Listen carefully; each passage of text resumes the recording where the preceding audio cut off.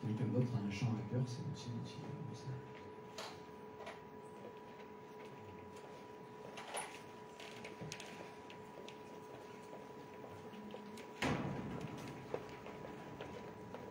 Sinon, on peut prendre le 300. C'est ton sang.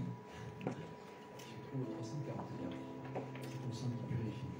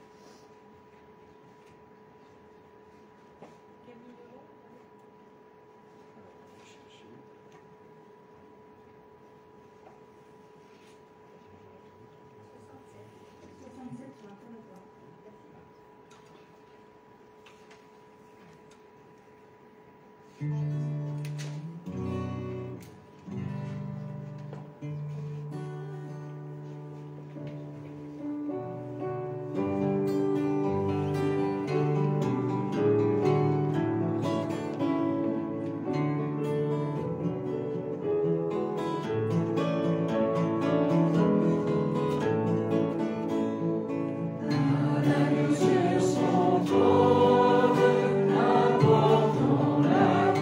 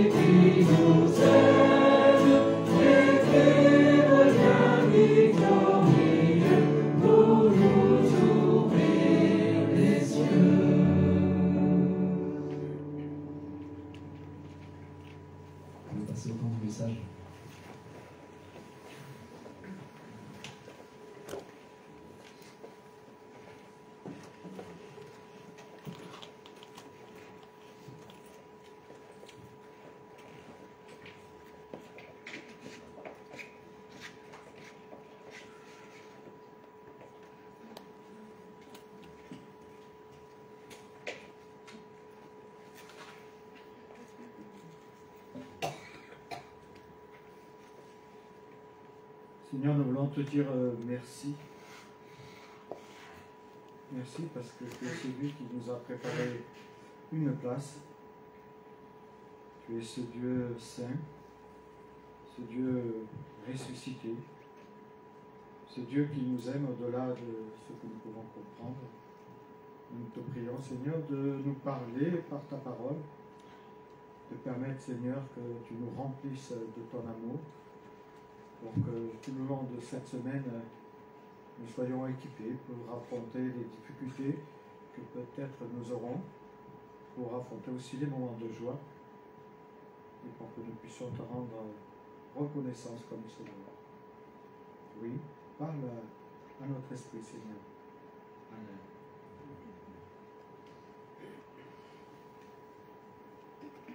Voilà, quand j'étais enfant, j'allais souvent passer les vacances au Gros du Roi avec ma grand-mère. Et j'essaye de comprendre comment elle faisait pour supporter 4 enfants, la grande-tante et le grand-père aussi en même temps. Dans 2 pièces, on était réunis, assez serrés. Et donc, ce qui valait pour moi de beaucoup d'escapades. Et elle a eu du fil à retordre avec moi, parce que j'aimais voir les bateaux. Et au Gaudois, je ne sais pas si vous aimez voir ces petits bateaux de pêche là, qui rentrent au port. Mais moi, j'aimais beaucoup cela. Enfant, j'aime toujours les bateaux. Mais ces bateaux de pêche gagnaient leur vie tant bien que mal, avant les années 35, on va dire.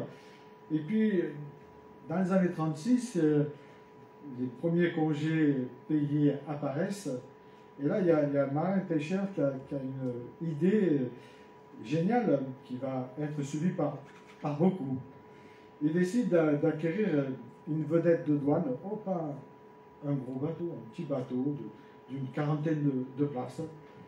Et pour se lancer dans le tourisme, il se lance dans le tourisme estival, dans ces promenades à mer qui sont encore aujourd'hui effectives, tout en restant bien sûr à l'époque, les 3 quarts du temps, un pêcheur. Ce bateau, j'ai bien connu dans les années 70 parce que je faisais des escapades et je partais avec eux. Et ma grand-mère me recherchait.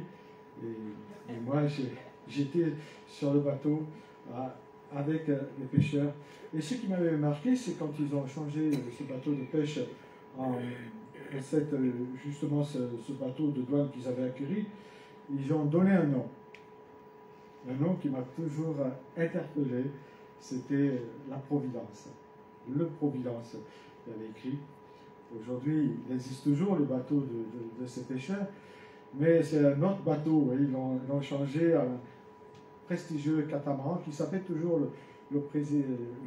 la Providence, mais lui, par contre, c'est pas 40 places, je crois que c'est plus de 150. Et donc ce matin, j'aimerais partager avec vous ce que la parole nous dit par rapport à la Providence, et pour cela, j'ai choisi 2 textes. Le premier se trouve dans le psaume 103, un psaume qui nous invite à louer l'Éternel pour ce qu'il est, le psaume 103, versets 19 à 22, juste quelques versets, 18 plutôt, où il est dit: et pour ceux qui restent fidèles à ton alliance, pour ceux qui se souviennent de tes commandements pour les mettre en pratique, dans les cieux, et l'Éternel a établi son trône. Il est le roi, le maître de l'univers entier. Louez ou bénissez ou remerciez donc l'Éternel, vous tous ces gens vaillants et forts, qui faites ce qu'il dit, dès qu'il vous le demande. Oui, louez l'Éternel, vous toutes ces armées célestes, vous qui, à son service, exécutez sa volonté. Oui, louez l'Éternel, toutes ces créatures, partout où il gouverne. Que tout mon être loue l'Éternel. Et un autre passage, c'est dans l'évangile de Matthieu, chapitre 10, évangile de Matthieu, chapitre 10. verset 28.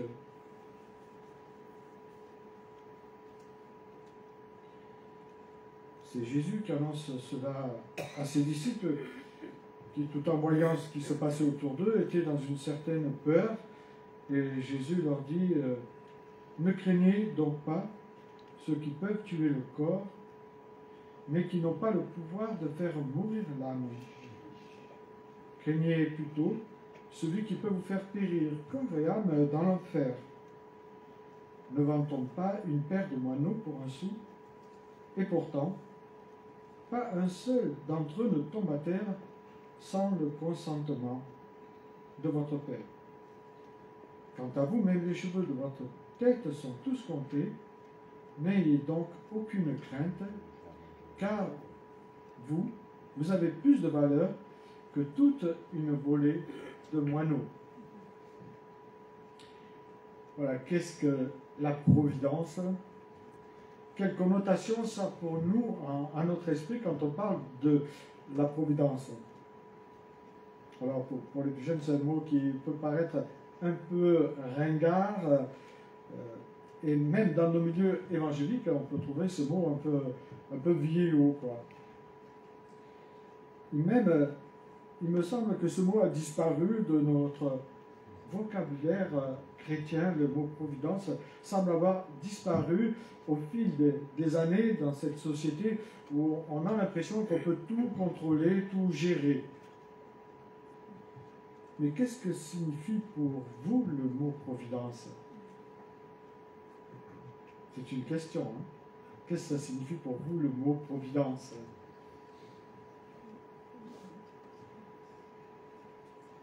Bienheureuse coïncidence. Bienheureuse coïncidence. J'entends, hein? J'entends. Le destin. Le destin. Celui qui pourvoit. Celui qui pourvoit. Donc, c'est intéressant de vous entendre et de voir comment les uns les autres on perçoit la providence. Mais est-ce que c'est un mot qui est dans l'écriture, dans la Bible? Est-ce que vous avez trouvé le mot providence dans la Bible? Et est-ce que vous avez trouvé le mot Trinité dans la Bible? Ça me rassure. Et pourtant, nous croyons au Père, au Fils, au Saint-Esprit. Donc, nous pouvons croire à la providence de Dieu aussi au même titre. Que ce soit dans l'Ancien Testament ou même dans le Nouveau Testament, la providence, elle est bien présente. La providence, en fait, c'est cette main invisible de Dieu, cette main invisible de Dieu sur toutes ses créatures, sur sa création aussi. Il nous est dit que Dieu, et peut-être ça des fois ça ne fait pas toujours plaisir, que Dieu fait lever son soleil sur les bons comme sur les méchants. Et ça, c'est aussi ce Dieu-là, créateur de toutes choses et recréateur, qui utilise sa providence pour amener sa créature là où il désire. La providence divine, elle est en fait le moyen au travers duquel Dieu régit toutes choses, que ce soit dans l'univers, sur la terre, dans la société, dans nos vies aussi. Malheureusement, souvent dans notre entourage chrétien, ou peut-être pas, mais dans l'entourage non chrétien, souvent nous entendons les personnes nous parler d'un hasard. Certains disent que le hasard fait bien les choses, des fois il fait mal. Mais voilà, on parle d'un hasard. Mais le fait de croire au hasard, cela signifie que dans les deux cas, quelque part, nous faisons partie de ceux qui ne savent pas pourquoi les choses arrivent. Et c'est vrai que des fois, nous ne savons pas pourquoi les choses arrivent au premier mouvement, et puis au deuxième mouvement, Dieu peut nous le révéler ou pas nous le révéler. Mais si nous faisons partie de ceux qui ne savent pas pourquoi les choses arrivent, alors on va se placer dans pourquoi nous existons, quel est le sens de la vie pour moi, pourquoi ce monde, pourquoi tant de souffrances, et etc. Par contre, quand on parle de providence, de cette providence divine, cela revient à reconnaître l'action bienveillante de Dieu, là où d'autres voient l'effet de soi-disant hasard. Et je crois qu'il est important de distinguer la providence à la préscience de Dieu. La providence, elle attribue la faculté de Dieu qui a le pouvoir de produire, alors que l'autre a le pouvoir de prévoir l'avenir, ce qui va advenir de chacun et de chacune, ce qui va advenir de nos sociétés, ce qui va venir aussi de nos enfants, etc. En lisant l'Écriture, nous comprenons que la providence vise toute la création, l'univers, que Dieu est aussi partenaire de ces créations. Nous voyons qu'il dirige et donne l'orientation de l'histoire humaine. Et ça peut nous surprendre. On se dit, on a l'impression que Dieu, il y a des choses qui l'échappent, et non, la providence nous dit que non. Qu'elle soit collective ou personnelle, même dans notre vie personnelle. Dieu fait de nous ses partenaires dans cette providence qu'il a établie. Et il y a un livre qui parle de providence de Dieu comme aucun autre livre, c'est le livre de Jonas. Vous savez, cet homme que Dieu lui confie d'aller annoncer l'évangile chez ses ennemis. Donc il n'a pas trop envie, ça va de l'autre côté. Et le livre de Jonas, il y a plusieurs chapitres qui mettent en évidence le thème de la providence divine. Il y a le passage où il nous est dit « L'Éternel fit souffler un grand vent sur la mer ». C'est l'Éternel qui fit souffler un grand vent sur la mer. Ensuite, il nous est dit « L'Éternel fit intervenir un grand poisson pour engloutir Jonas ». C'est là, de nouveau, nous voyons que Dieu intervient. Et puis un peu plus loin, « Alors Dieu regretta le mal qu'il avait résolu de leur faire, et il ne le fit pas de nouveau. » Le quatrième passage, « L'Éternel fit intervenir un ricin qui se leva au-dessus de Jonas. » De nouveau, nous voyons que Dieu dirige et conduit toutes choses. Et puis le cinquième passage, « L'Éternel fit, le lendemain, Dieu fit intervenir un ver pour s'attaquer au ricin. Il lui donne et il reprend. » Voilà, en fait, tout ce livre de Jonas est un exemple parfait de la providence divine. Car en fait, il est clair que le livre de Jonas veut montrer la souveraineté de Dieu, cette souveraineté sur tous les événements, sur toutes les circonstances. Et même sur les circonstances de la mission qu'il avait confiée à Jonas, qui s'entêtait à ne pas vouloir aller à Ninive, et on sait que toutes ces péripéties l'ont connu à Ninive, malgré la résistance de Jonas. Dans le livre, par exemple, de Daniel, on voit aussi la providence divine agir puissamment et au travers d'un homme comme j'aurais jamais pensé, c'est Nebuchadnezzar. Donc, dans le livre de Daniel, au chapitre 4, verset 32, il nous est dit que Nebuchadnezzar dit « Devant lui, tous les habitants de la terre ne comptent pour rien. Il agit comme il entend envers l'armée des êtres célestes et envers les habitants de la terre. Personne ne peut s'opposer à ses intentions ou lui dire « Que fais-tu là ?» Voilà, Dieu dirige et conduit toutes choses. On retrouve la providence de Dieu dans le livre des Actes, acte 16, où Paul a ce désir d'aller évangéliser l'Asie mineure, il se dirige vers l'Est, et la Bible nous dit que le Saint-Esprit les a empêchés d'annoncer la parole en Asie. Souvent on dit c'est le diable, etc. Et là le texte nous dit que c'est le Saint-Esprit qui les a empêchés.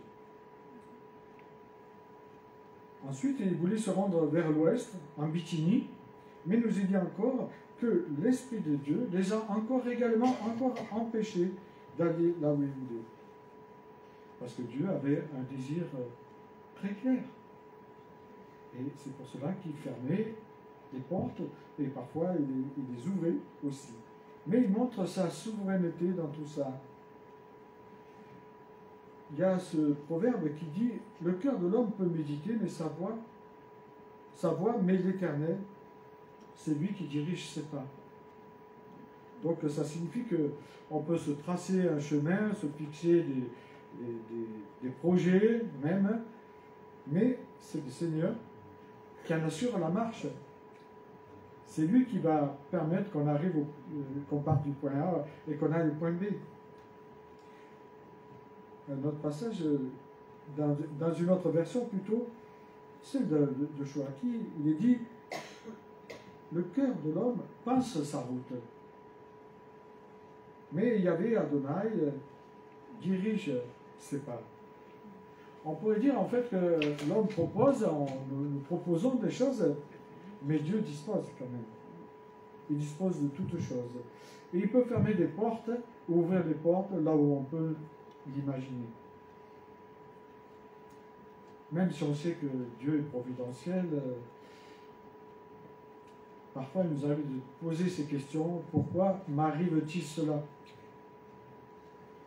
Pourquoi je suis éprouvé de telle sorte, Seigneur?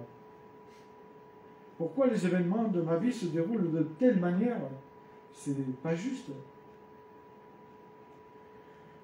On peut dire, Dieu a-t-il un plan pour moi dans le cours des choses qui m'arrivent quand on voit que tout s'écroule autour de nous? Et puis souvent on dit, mais qu'ai-je fait, Seigneur, pour mériter cela? On ne mérite rien.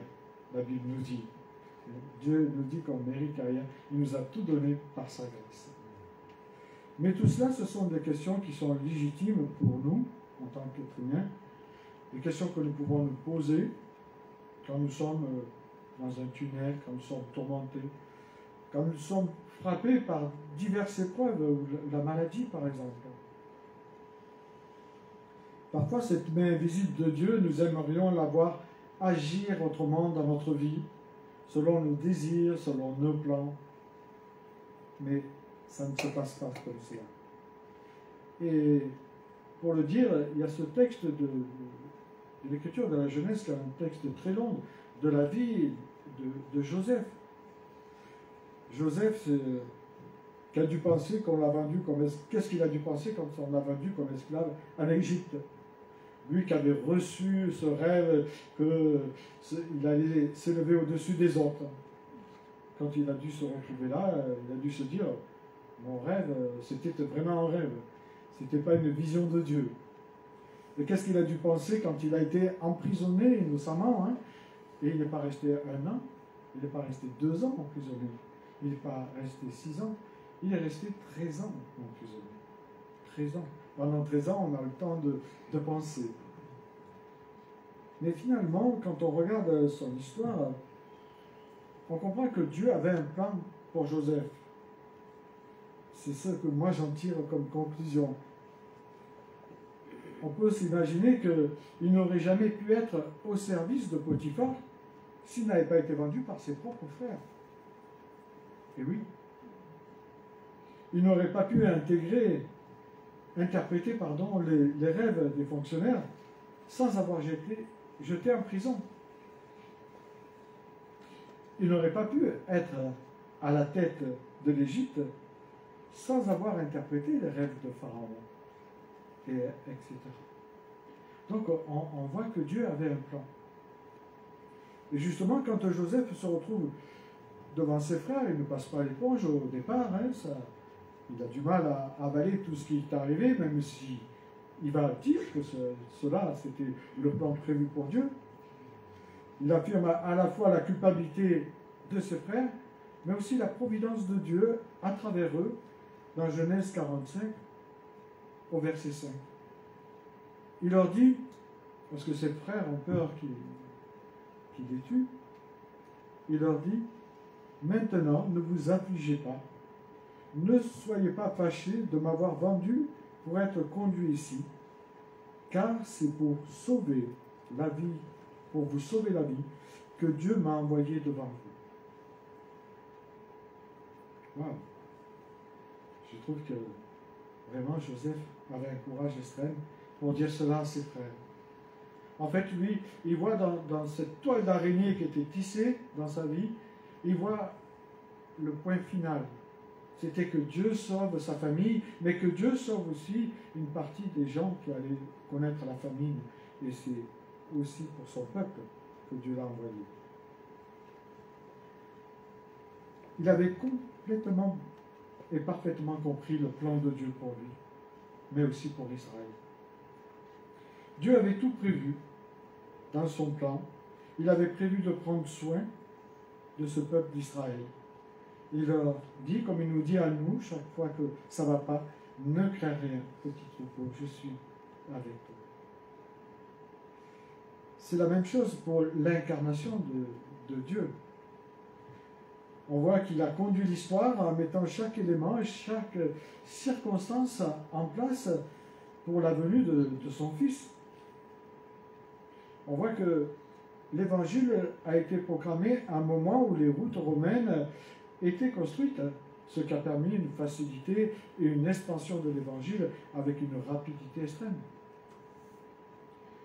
Et même Jésus dira, personne ne m'ôte la vie, parce que moi j'ai le pouvoir de la donner, mais j'ai le pouvoir aussi de reprendre cette vie. On ne me l'ôte pas, c'est moi. C'est dans un plan providentiel pour l'humanité que je suis venu. En fait, la providence nous fait prendre conscience que Dieu a tout prévu pour notre vie personnelle. Parce que dans la parole, il dit que nous sommes précieux à ses yeux, que nous avons une valeur inestimable, on pourrait dire, puisqu'il a donné ce qu'il avait de plus cher. Donc, nous sommes des êtres qui ont une valeur inestimable aux yeux de Dieu, même si à nos yeux, peut-être, nous dénigrons ou nous croyons que nous ne valons pas grand-chose. La providence, elle est pour moi une source de réconfort, source de confiance. Car je sais que Dieu désire le meilleur pour moi. Tout à l'heure, notre frère a cité Romains 8, 28, passage difficile. Toute chose concourt au bien de ceux qui aiment Dieu. Ce n'est pas un passage à dire à des gens qui passent par l'épreuve, mais c'est une réalité. Nous voyons la vie d'une manière, mais Dieu la voit dans son ensemble. Nous voyons que, on pourrait dire un épisode de notre série, mais Dieu voit toutes les séries, il a tout prévu déjà. Et pour cela, pour moi, c'est rassurant. Ça me permet d'avoir cette confiance absolue en l'amour de Dieu, confiance absolue en sa grâce. Et ça nous permet de comprendre que Dieu a aussi des projets pour moi. Parce qu'il a des projets pour chacun de nous. Parfois, on pense que Dieu n'a pas des projets pour nous. Mais il a des projets pour nous. Mais il veut les accomplir avec nous. Il veut que nous soyons des collaborateurs, des collaboratrices de ces projets qu'il a prévus pour nous. Et Jérémie, justement, nous le rappelle. Au verset 11, il dit, en parlant de l'Éternel, c'est l'Éternel qui parle, il dit « Je connais les projets que j'ai conçus en ta faveur, on pourrait dire, déclare l'Éternel, ce sont des projets de paix, non de malheur, afin de t'assurer un avenir plein d'espérance. » Donc Dieu a prévu un avenir plein d'espérance pour chacun de nous. Et j'espère que ce matin, nous croyons que Dieu a prévu un avenir plein d'espérance pour chacun de nous. Oui, la providence fait comprendre que Dieu conserve et dirige tout vers un but bien précis. Son but à lui, pas forcément le nôtre. Un but bien prédéterminé. Et depuis toute éternité, depuis notre naissance et bien avant notre naissance, Dieu avait prévu un plan pour chacun de nous. Un projet qu'on appelle le conseil de l'Éternel. Pour nous, tout ça, ce sont des vieux mots. Mais ce sont des mots importants qui nous montrent la souveraineté de Dieu sur l'humanité, la souveraineté de Dieu dans l'histoire de l'humanité, la souveraineté de Dieu dans notre histoire, même si elle est douloureuse.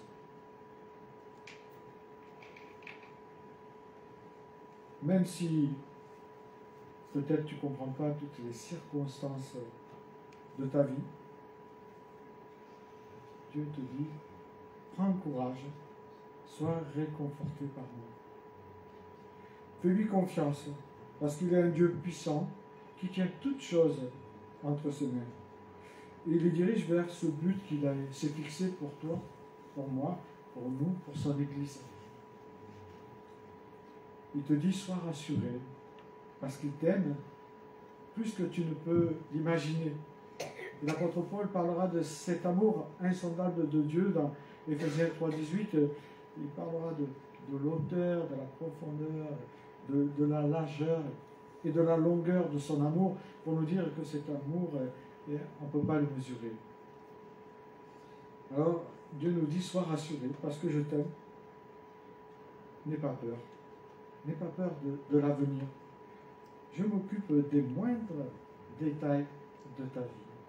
Je m'occupe des moindres détails de ta vie.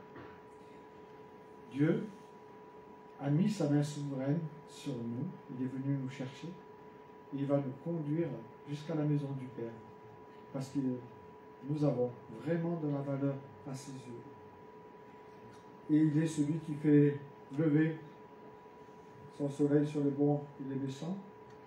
Mais il est aussi qui préside sur l'univers, sur notre vie, que ce soit du lever ou du coucher du soleil, il est là présent dans nos vies. Et pour moi, c'est un grand réconfort de savoir que j'appartiens à ce Dieu providentiel.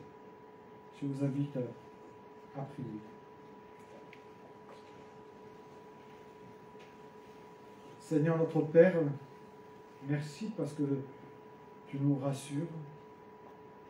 Tu nous rassures, et ce matin nous l'avons chanté, et que vraiment ces paroles, que quand les montagnes s'écroulent, même si elles s'écrouleraient, tu serais là auprès de nous. Tu serais là parce que tu es ce Dieu qui a permis à ses enfants de le connaître, ce Dieu qui a donné ce Fils Jésus, afin de nous permettre d'avoir la paix ici-bas, l'espérance, mais avoir cette certitude qu'un jour nous serons à ta table.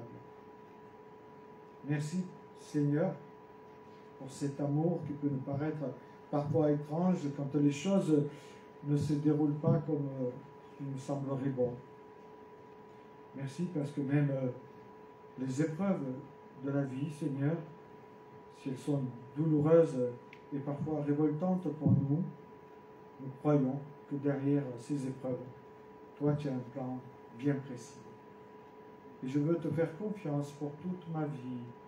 Et je veux que chacun de nous prenions vraiment cette habitude de te faire confiance, même quand les choses s'ébranlent dans nos vies. Que nous ayons cette certitude que tu es ce Dieu providentiel. Que nous ayons aussi cette foi de Joseph, qui malgré tout ce qui lui est arrivé, parlait de son Dieu. Donne-nous, Seigneur, de savoir nous réfugier en toi, comme des poussins se réfugient sous les ailes de nos pays, que vraiment nous sachions avoir ce geste, ce mouvement, quand nous sommes désespérés, ou dans le souci, l'inquiétude, ou la crainte, ou la peur. Oui, béni soit ton nom, Seigneur, parce que j'ai cette certitude en moi qui est profonde, que tu as un avenir heureux pour chacun de nous. Et je t'en remercie par là. Au nom de Jésus-Christ. Amen. Je vous invite peut-être à reprendre le chant 35, je crois, quand les montagnes, le fils 35.